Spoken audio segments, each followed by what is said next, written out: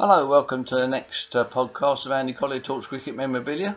Unfortunately, I was expecting to do the next Roger Packham video this week, but unfortunately, some of the pictures that he showed ended up a little bit blurred. He put them a little bit too close to the camera, so didn't realise that until it all came out. So unfortunately, we can't do that. But anyway, hopefully Roger will come round and do another little episode with us, but of course now we've gone into another month's lockdown, it might be a bit different. Might have to wait a little bit, so we'll continue with my collection and go from there. Now it's Tim Knight's auction this coming weekend. It's an online auction starting on the 6th, and generally his auctions are over the weekend, Saturday and Sunday, but as you can see the 6th, 7th and 8th are on there this week, so it starts on the Friday, which is a little bit difficult for me, so I'm going to be in an area where I can't get a good phone reception, so I'm hoping it's going to be okay for me, but we'll wait and see. So hopefully you'll get a few bids in that. It's a lovely photograph on the front there of Gilligan and Collins, and you've got some lovely things in here, including a Spother signature for sale, Gilbert Jessup, some nice other photographs.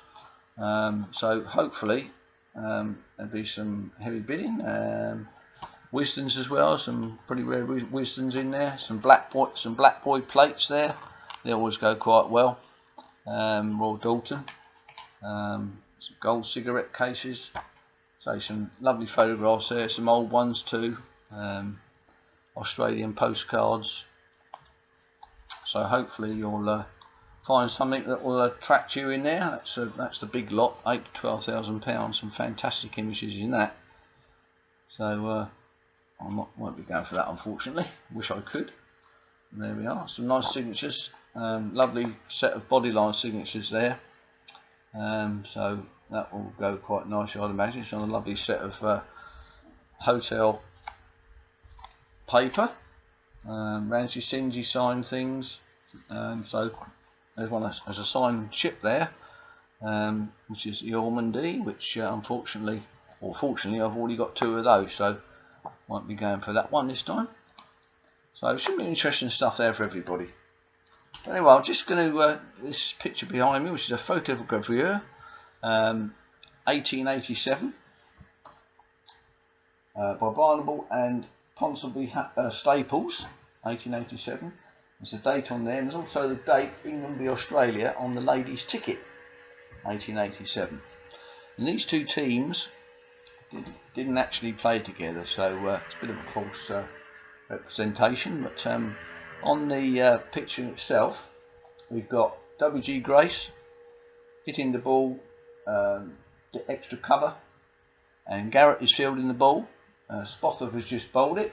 It's a lovely scene there of Lord's as it was 1887, the pavilion, the tavern over there, and over there's the real tennis courts.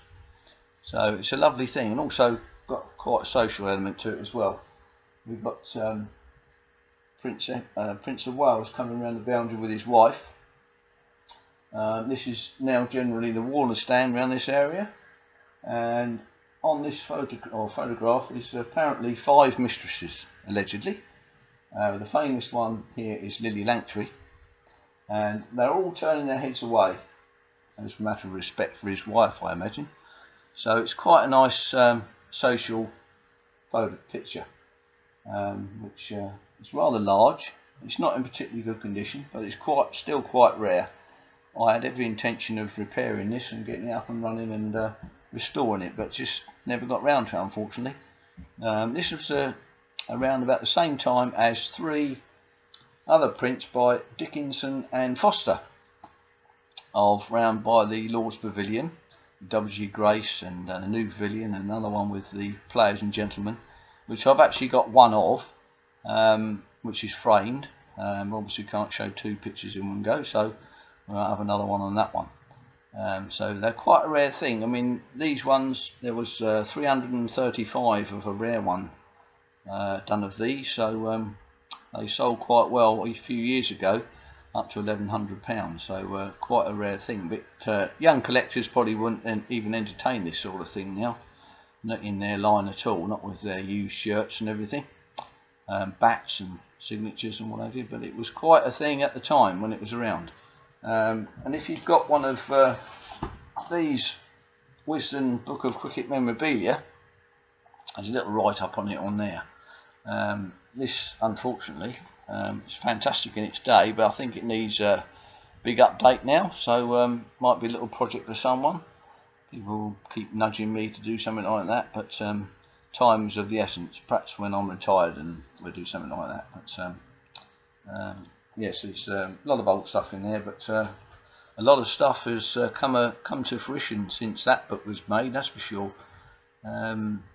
Plenty of things that you'd never ever think about will come out in the open, which all of a sudden emerged from anywhere, and auction houses are selling them left, right and centre. So I hope you might you may have one of these or one of the other three I mentioned. The other three, they generally were done on subscription, and along with them came a little printed picture of all the people that were in the photograph. So that's quite useful. Without the photograph, you don't know anybody in there, but you can see some of them. Obviously, some of the players are quite popular and recognisable, but all the members with all their money, they used to subscribe, and that's how the pictures got done. So I hope you enjoyed that little podcast about this in the Australia one, MCC, which if you really want to go and see the original one, it's in Lord's, just off the pavilion. I think it's in the committee room, so if you ever get in the pavilion, you can go and have a look at it. That's in colour, which is a fantastic thing. It's quite nice to look at. Actually, the pavilion's got a lot of history. So hope you enjoyed that, and I'll see you on the next one.